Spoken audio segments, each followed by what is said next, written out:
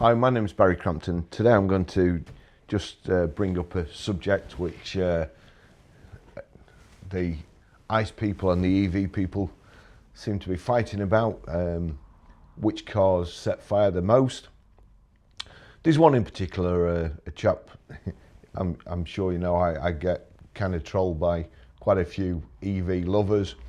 Even though I have nothing against EVs, I just like to put the record straight, or try to put the record straight.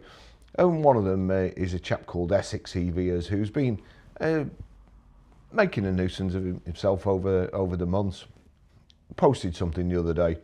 There's a reason they're called combustion engines. Electric drivers are having to suffer the varied congestion consequences of combustion vehicles on our roads on a daily basis. And he's posted a video which has been put up by Kent 999s. It's a particularly nasty crash. A Tesco lorry appearing to miss the turnoff and hitting the central reservation or the barrier and bursting into flames. Now I'm looking at it and it really is horrific. It's a nasty kind of fire. The driver apparently got out okay. I can't quite see how he did it, to be honest. It's at night and it's caught on a dash camera. All this has happened since there was a few fires on ferries and things like that, and one side's been chucking it against the other and back again, and the Luton fire was first of all it was an EV, then it was a diesel, and then it was a hybrid.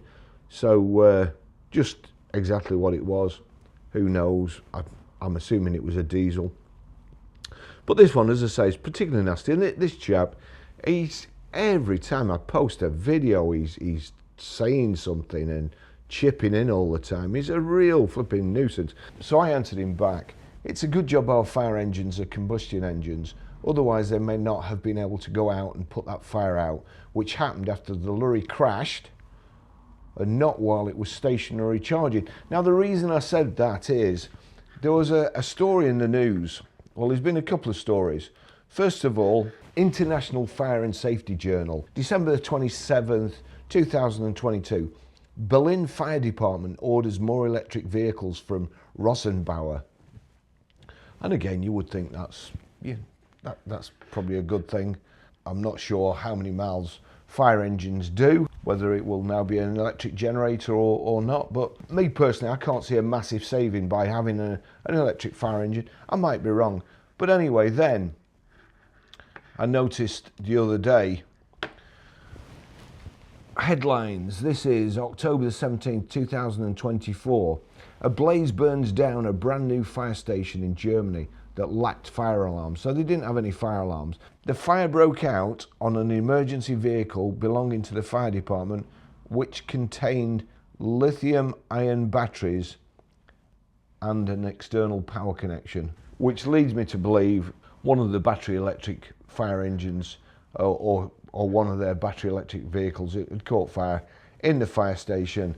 Put the damage, German news agency DPA reported, initial estimates put the damage at between 20 million and 24 million euros. No one was injured, thankfully.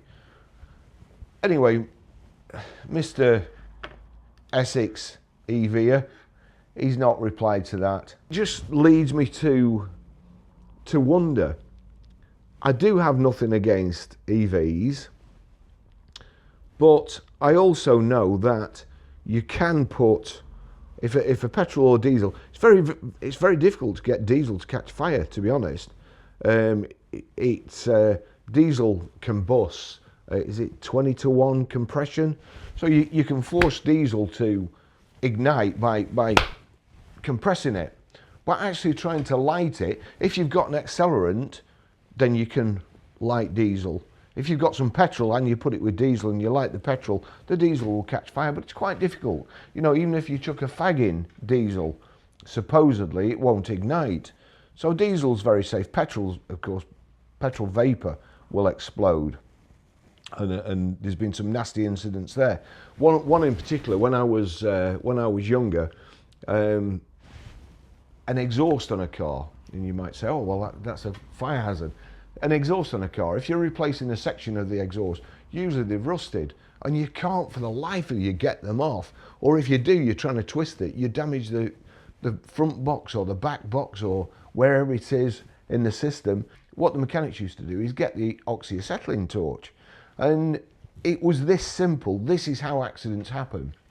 So the mechanic was heating the pipe up. Once it expands, it breaks the rust in the middle, and then with a big set of pipe grips, you can twist it and get the exhaust off. But you've got to heat it up to virtually red hot. Now, as he was doing that, somebody asked him if he wanted a cup of tea. Simple as that. Do you want a cup of tea?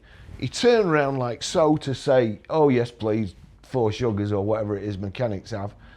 And as he did, the acetylene torch went through a plastic petrol pipe, cut through the pipe, the petrol's coming out, and set fire to it at the same time.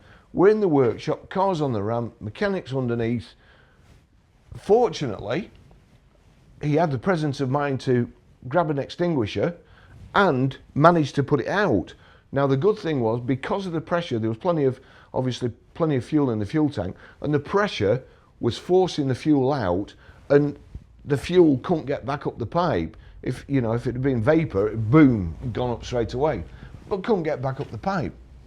So I managed to put it out. I was coming back from Speke Airport once, just got on the motorway. There's a car, smoke starting to pour out the engine.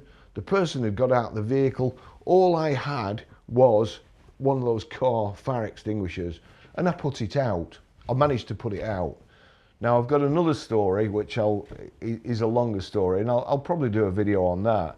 But that was a scary time with a petrol car, and but we managed to put it out. Now I know very well that I wouldn't, if an electric car set on fire, I wouldn't be able to put it out. It would have to be the fire brigade. You just can't put it out. It's full stop. So,